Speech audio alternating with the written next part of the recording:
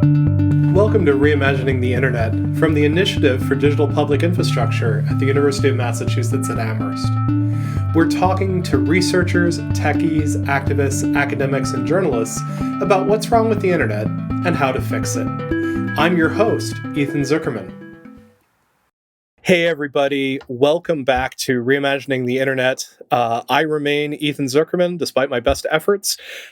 Today we have with us my friend Francesca Tripodi, who has written one of the books that I've really been most blown away by in the last year or so. Francesca is an assistant professor at UNC Chapel Hill at the School of Information and Library Science. She's a senior faculty researcher at the Center for Information Technology and Public Life, a center that's doing absolutely fantastic work at the moment. I found her based on an absolutely must-read article called Searching for Alternative Facts that she wrote while she was a postdoc at Data and Society. And in fact, you've heard her on the podcast as part of our Reimagine the Internet conference. We've had her back because she's just published with Yale University Press The Propagandist Playbook: How Conservative Elites Manipulate Search and Threaten Democracy. You should run out and get it. Francesca, welcome. Thank you so much for having me, Ethan. That's very exciting. It's just great to have you here. I want to back up before we talk about this new book, because I'm hoping that you can remind us this sort of argument you make in Searching for Alternative Facts, where you basically tell us to take two things much more seriously than we usually do: how people search for information and how people read the information that they find. Where did you start out with that paper, and sort of what are the core arguments in that? That's a great question. This paper was so much fun to write, and it was actually what spurred my book, and it came primarily from ethnographic observations. And really, to me, what I realized was this crucial importance of search came from casual interviews with people as they were leaving the primary races. And I was asking everyone as they left, how did you decide who to vote for today? I wanted to talk to them before they went in and not after, because I didn't want to somehow sway how they would vote. And so I asked everyone, well, how did you make the decision you just made? And almost everyone I spoke with had a one-word answer, and that was Google. And and it was like, Google. And when I asked them, well, what do you mean? They often had concern for me that I didn't know what Google was. They're like, oh, it's this search engine, and you type names into it. But when I pressed them for more, I said, well, then what? Then what do you do? Just no one had a good answer. And I realized a lot of that was that we, quite frankly, have no idea how these algorithms work. Part of this is very purposeful. There's obviously a lot of trade reasons behind why companies like Google keep their algorithms secret. But also just on a fundamental level, people don't really understand how the information that they become so reliant on, right? The information that drives the democratic process, how that's procured for them. And so that got me really interested in the role of search specifically. And so my main argument was we pay a lot of attention to the influence that social media platforms have on influencing the democratic process, but we do not pay far enough attention to the role that search engines play in driving democratic participation, and also, quite frankly, the role they play in reaffirming misinformation as well. And I came to realize the role keywords, and that's your starting points, how much they play in determining the kind of information that's returned to you.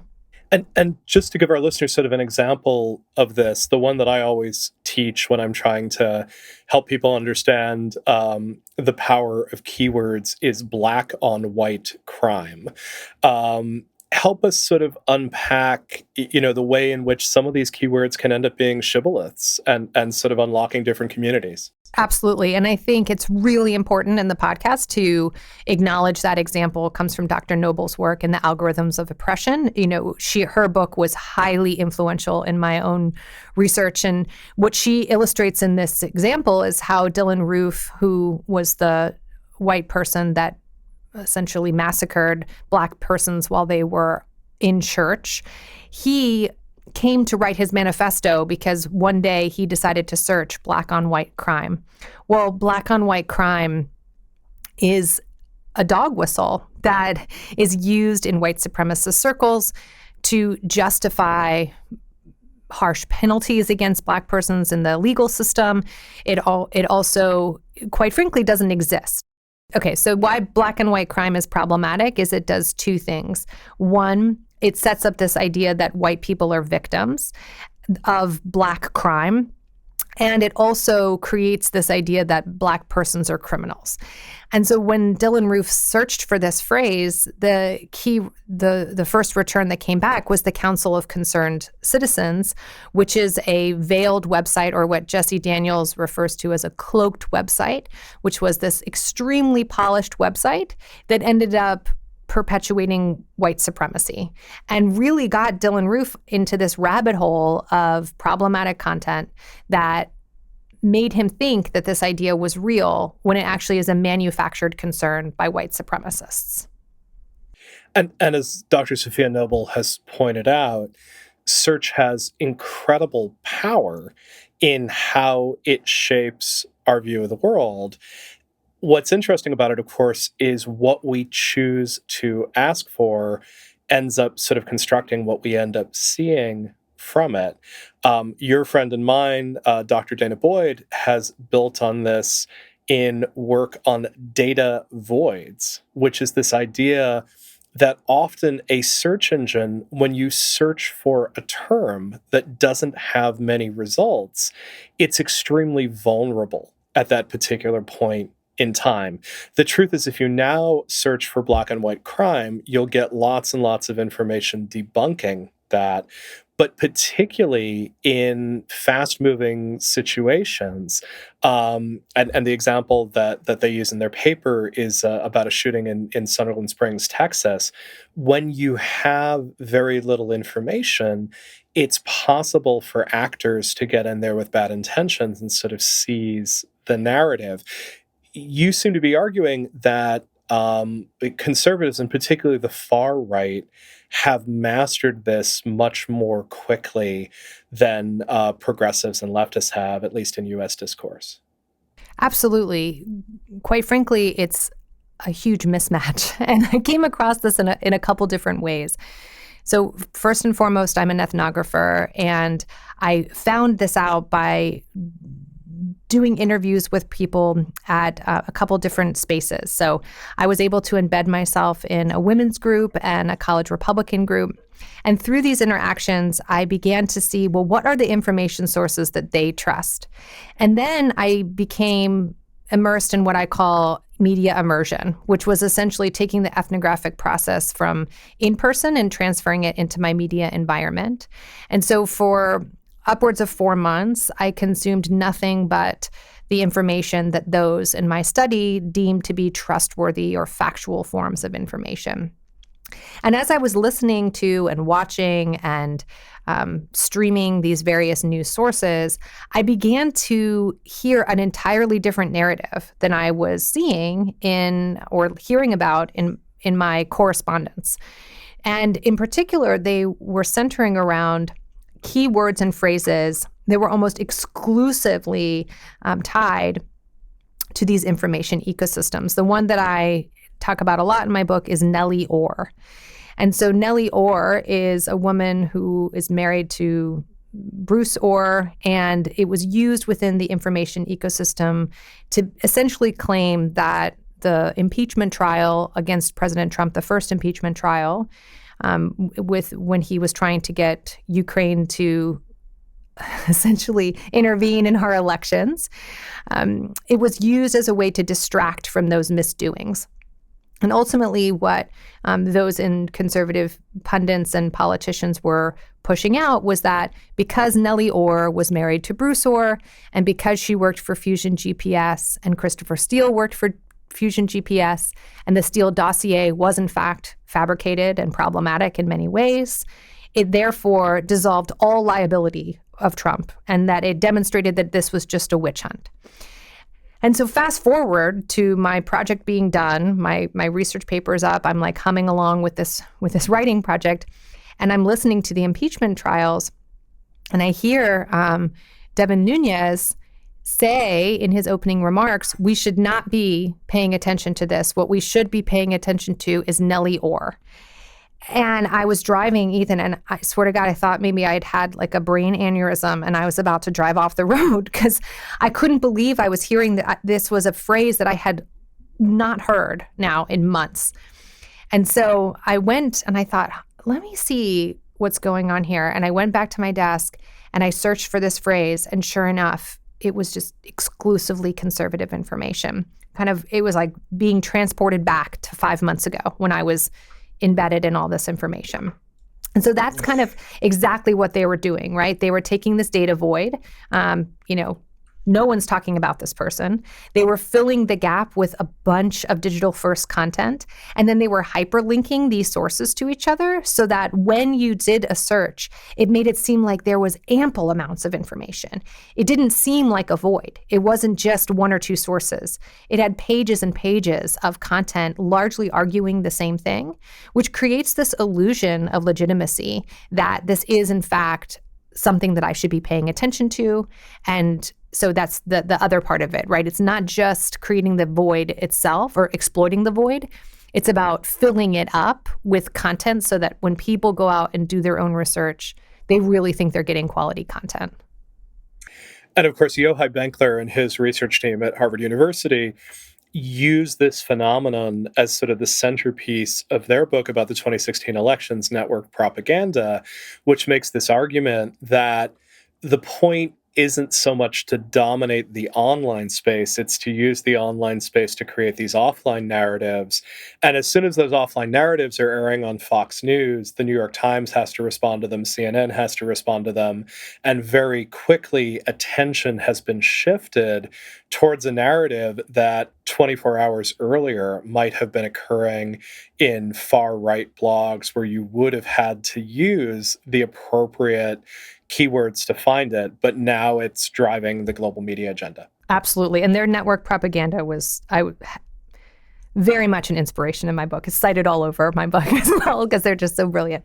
So yes, okay. So then getting to this other idea of how media literacy looks different depending on the cultural context. So I'm a sociologist, and I'm very interested in the way media interacts with society. And I've been trained, if you will, in looking at audience ethnography or thinking about audiences as really active in their consumption process and not just receptacles of information. And one thing that really was sticking out to me in this fake news narrative was this idea that people were just somehow seeing fake news and then being like, oh, looks good to me, and then just believing it. And that to me just didn't seem like there was enough agency in people. And so one thing I found is now what's really fascinating is that I conducted my research inside Republican groups, and I looked for, just through the Republican network, Republican groups. But when I interviewed people, they self-identified as conservative and not Republican. And I think that's important because we often conflate these ideas, but they are not. And this whole notion of rhinos or Republican in name only was frequently used by people that I was interviewing. And for them, they really identified first and foremost as conservative. Now, within this conservative landscape that I was looking at, the role of faith is particularly important. And so I would accompany people to their Bible studies and their places of worship with their consent. And it was at these Bible studies that I was noticing that this very deep reading applied to biblical studies was being transferred to texts that were not biblical at all. And so my favorite example of this was I was at a Bible study, and we drilled into about 3 lines of text. And then we were applying these lessons to our own lives, pretty standard Bible study. And then the pastor in this breakout room said, okay, now let's take the same deep reading and apply it to the new tax reform bill. And I was like, completely thrown. It was such a bizarre shift to me, but it was so natural. I was the only one in the room that was kind of taken aback by this. And he pulls out this tax reform bill and reads from it these 2 lines. And in our conversation, I can't remember exactly, but it's in the book. And then he says, "Now, I want you all to go home tonight and read this tax reform bill because it has different implications if you're a farmer or if you're a small business owner. And you need to go and read for it yourself. Don't trust what the media is telling you about this tax reform bill." And then it was like this light bulb went off, because then we all walked together to this major worship in the center. So it was like a very large church, and then the Bible studies were in these small rooms, and then we all walked together to the large service area where we had the service. And then they started singing Amazing Grace. And I thought about, oh my goodness, this actually makes so much sense. This very leveraging of textual analysis, this very close reading of a text deemed sacred. That practice isn't going to sit in just a pew. People are going to take this practice out of the pulpit and apply it to other lessons in their life. Of course they are. I think this breakthrough is why I think your book is one of the most important of the last several years. It's such a critical revelation. So you start with this sort of, Protestant move that also ends up feeling very progressive, right? You have the right to figure this out for yourself. You should be able to read the Bible. You should be able to interpret it. You're a smart person. You should read the legislation. You should vote directly on propositions. This is where the progressives are going in the 1920s. But it's very different from reading the text as we understand it.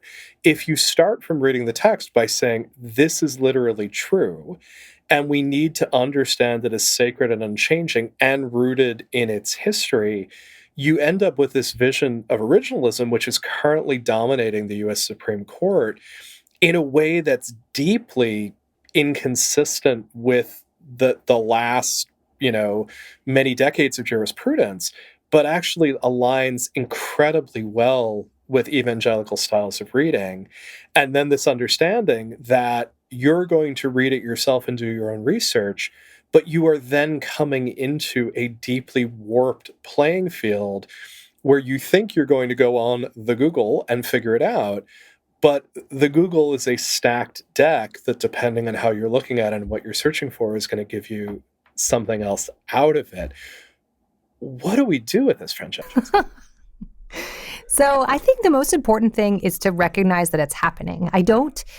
Unfortunately, I don't think people realize they're being manipulated to a point that they are because of this faux autonomy, right? So you're right. They aren't just saying, believe me. In fact, they're saying, don't believe me. Don't take my word for it. Go out there and do your own research and seek and you shall find, right? It's like enabling this idea that they should not trust elites and that I'm actually one of them, news anchor. Don't trust me. Please go out there and do your research yourself. But then they combine this individualist mechanism of interpretation with the powers of the internet, right? So with these data voids. So I think part of it is realizing that that's happening. I don't think I'm perhaps a bit naive in that I think there are some in more of a swayable middle who are out there actively trying to see if information's true or not, and really have no idea that they're in these loops of their own making. That we've been taught to really fear the technology, the notion of the filter bubble, that the technology keeps us in these filters and they're not showing us information. And I think people now are very aware of the ways in which social platforms might be tailoring information to meet their interests. But I think very few people are considering the role that they play as well in shaping these filter bubbles. So in one sense, I'm hoping that. In terms of the other, what could we do? I don't know, who the existential we is, but it is surprising to me that content creators on the left are really bad at very basic tagging of content. And so I was able to partner with the wonderfully fabulous Leon Yin, who's at the Markup. And he has this incredible script where he was able to scrape data from YouTube and look at how content creators themselves were tagging the content. And we looked at data from content creator. We had 10 on the right and 10 on the left. We just wanted to see how are they tagging their own content. And the person most likely, or the channel most likely to tag their content with social justice was Jordan Peterson.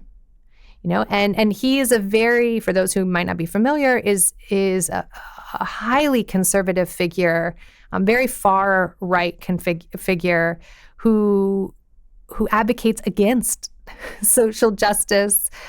He really weaponized this phrase to become an epithet instead of a promising, important part of society. Prager University, which is one of the top creators of conservative content on YouTube, they tag more of their videos with the word feminism than they do the word conservative.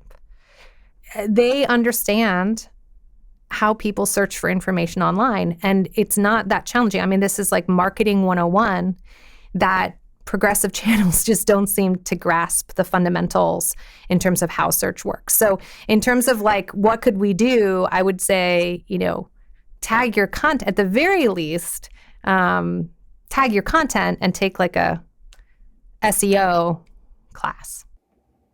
So let's dig in a little bit to Prager University.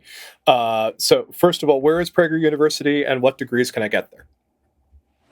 So Prager University is not an actual university. It's a nonprofit organization that's run through the internet that was started by Dennis Prager, who made his fame through various media endeavors. He's done radio, he's done books. He's a very prominent figure in conservative punditry. So he created Prager University. And it's interesting, PragerU is fascinating, right? Because they are very attuned to the values of conservatism, which I identify as faith, family, firearms, the armed forces, and a free market. So I refer to these as the 5 F's of conservatism. Nearly every single one of their videos filters the news through these lenses. But they are also very talented at integrating scriptural inference into their messaging. So much of their videos rely on a text, and they'll put the text up in the background, and it's 1 to 2 sentences, and then they show you why that proves their point, or they show you why that text is wrong as part of their argument building. But they create some of the best produced content I've seen on the internet in quite some time. I mean, they're famous for what they call 5-minute videos, and they are very high production quality. I did a report with Define American earlier this year where they did focus groups with people on YouTube videos, and they found that the most effective form of YouTube videos are these small explainer videos, which is what they do. And then they use this very well integrated network of very high profile celebrities, conservative celebrities and conservative pundits. And their content both responds to very specific ideas, but then they also have a set of evergreen content that's just always circulating. I think their number one video is why we need the Electoral College. So yeah, you can actually get a degree from PragerU. Interestingly, they are now creating kids content. So they have a host of PragerU Kids. PragerU Kids. It's the first thing on their website. Yeah, they have a lot of content now geared to the K through 12, and I think it very much gained popularity, in particular with COVID and the retreat to homeschooling. as well as the manufactured crisis around critical race theory that's supposedly, ruining public schools. And so, yes. And then they also have a lot of I've noticed they're also venturing into kids programming. So not just these educational videos or stand-ins for school, but also kids programming as well. So I would urge listeners, if the name PragerU is unfamiliar to you, first of all, you should probably take this as a sign that that Francesca's argument about keywords is pretty well supported by this. What this suggests is that you are so far to the left that you are searching for things in ways where you are not triggering these incredibly popular videos. These are videos that have billions of views on YouTube. Second, they are worth watching just for the sheer craft of them. They are very, very well put together, and they understand the YouTube medium possibly better than anything else out there, which has a lot to do with their power and their influence. And so again, in a culture of textual inference and in a culture of find out for yourself, go search for this, see what you can learn, they end up being an incredibly powerful actor. One of the things, Francesca, you said in terms of how Prager frames the world is these 5 Fs. And it's so helpful to have these 5 Fs articulated, because once you know them, you can see how they recur again and again in right-wing media. How do these 5 Fs come about? And what does that mean as far as sort of media manipulation from both the left or the right? Could the left seize on these 5 Fs and somehow use it to actually pass climate change, or are they fundamentally tied to a constellation of right-wing perspectives and issues? That's a really good point. So I would say a bit more about the 5 Fs. Ultimately, what I argue is that it expands out from the Reagan, three-legged stool into more of a pentagon. And it builds off this ideas that came out of the 80s and 90s, where conservative politicians realized ultimately their ideas are in the minority. It's very interesting to think about this, but when you look at most of these major topics, a majority of people do not agree on positions, on many of these positions. But by engaging in multiplication and addition instead of division and subtraction, they are able to create a very large base. So people who are very pro-NRA, for example, or are adamant about firearms might not necessarily care as much about faith-based issues, or might care less about LGBTQ rights, but because they speak together on these ideas, they're able to essentially create this blanket of a come all around these notions.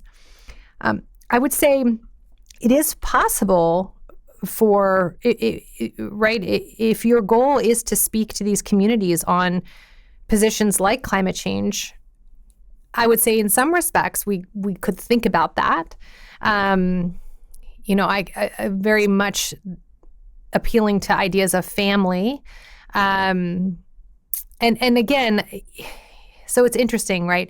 There are progressive churches, and many progressive leaders use the Bible in very different ways. There's a great book, Prophets and Patriots, and what they talk about in this is that where conservatives really favor this textual reading, progressives offer a more narrative, iterative discussion of things. There's many faith-based leaders that say climate change is so important because environment was created by God, right? So there's very much ways that faith-based leaders creation care has become a narrative that tries to link faith and environmentalism. Absolutely. However, I think the meeting in the middle or trying to convince those who are very staunchly conservative to see your perspective is less important. I would say the more urgent need amongst progressives would be to create that unifying narrative that conservatives have been very good at crafting. I can't imagine creating a 5 F's of progressive thought. I'm not quite sure what they would embody. And so I think it would be useful for strategists, and I don't know, I'm not in poli-sci, but it is interesting to me that there are a few candidates really coalescing around ideas. Perhaps the overturning of Roe versus Wade will, in fact, spark some of that unification. I don't know. We'll see. I think that insight about being additive or multiplicative rather than divisive is incredibly powerful. The running joke is that, a group of progressives can always find something to have a schism over.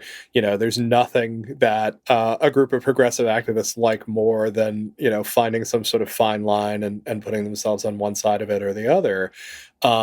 Whereas these sort of pillars of faith, family, freedom, firearms, the armed forces, free markets, are so useful in sort of thinking about as unifying forces. I found on reading your book, I found myself watching media as a whole, and not just right-wing media, which I try to keep an eye on, but also how often these framings were showing up in the media that I really rely on, and sort of the notion that these frames are being pushed again and again. It feels a little bit like a Rosetta Stone for sort of understanding what's going on with the construction of these frames. What's not as clear to me is whether this isn't like seeing a secret plan and going, oh yeah, that's going to work, or whether it's seeing a secret plan and suddenly understanding the weakness in it that can be combated and defeated. I do want to ask a question, which is that in the process of doing this deep ethnographic work, you end up embedding yourself within these communities that I take it often share beliefs that are somewhat different from your own. And to a certain extent, you go into deep cover to do so. One of the details that I love early on in the book is talking about how your morning ritual switches from getting a cup of coffee at Starbucks to getting a large Diet Coke at Chick-fil-A. Are there any ethical questions about doing this sort of work? Are there any ethical questions about coming into these communities as, sort of a sharp and critical eye? No, I think that's a really great point. And I talk about this a bit in my book as well. I think any ethnographer kind of contends with this idea of ethics. I was very honest with who I was. I said I'm a sociology professor. Sociology is not really well known as being a very conservative discipline. When they asked me who I voted for, I told them I voted for Hillary Clinton. That being said, I think after a certain time, I faded to the back. I didn't talk very much. I just sort of sat in the background and took notes, and I met people, and I definitely put on this persona as a way of passing or fitting in. And I think, well, that's bound to a couple things. One is just my race and my gender. I'm a cisgender white woman, and I am very basic, right? I am married to a man. I'm heterosexual. I have 2 kids, a boy and a girl. I was raised very Christian, right? So I could pass in these spaces with not much effort. So I think one that's important to recognize. But also, the ethics of that is confusing, and I definitely, my goal in this book was to show a human side of the conservative groups that I did ethnography with. So what I was trying to do with this research is to say people who voted for Trump are people, and here's how they make sense of information. And rather than rather than looking at people with contempt because of their voting record, how can we understand, well, what are the driving forces that led them to make the decisions that they made? That was my goal. I think if there's a villain in this plot, right, it's the media systems that they pointed me to. And it was through these media systems, these pundits and these politicians, that I came to see, wow, they're really activating a lot of problematic content. They are rooting on and activating white supremacist logic that's been around for hundreds of years. And the people that I interviewed weren't aware, right, of these mechanisms that were being used against them. Now, I'm not saying that we can just absolve people for whatever they do. That's not my point either. But in terms of like the ethics of getting into these groups, my goal was to show that there is a human element to the other side of the aisle, if you're a progressive listener, and also to try to understand how are these very powerful ways of making meaning in this world being weaponized by people who have a very specific political or profit-driven agenda that is not necessarily aligned with the values they pretend to have. It's a deeply respectful book. And I think the way in which perhaps it's the most respectful is that rather than treating conservative audiences as deluded, it unpacks a method of reading and a method of textual understanding that is internally consistent and makes sense and leads people to very different conclusions than people on the left might end up leaning towards. And in that sense, it's an incredibly helpful book. I would add in maybe as a last word on it, it's a really well-written book. It's just a pleasure to read. The book is called The Propagandist Playbook: How Conservative Elites Manipulate Search and Threaten Democracy. It's by the marvelous Francesca Tripodi. You really should pick up a copy of this book. It really is excellent. Francesca, it's been such a pleasure having you with us. Thank you again. This is really a lot of fun, Ethan.